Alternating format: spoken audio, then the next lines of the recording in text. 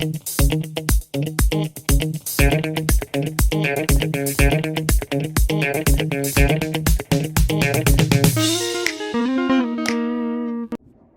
there, it's me again.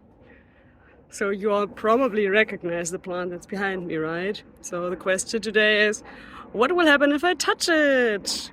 Although that one is too easy, right? So let's look at another question that might be a little bit more interesting.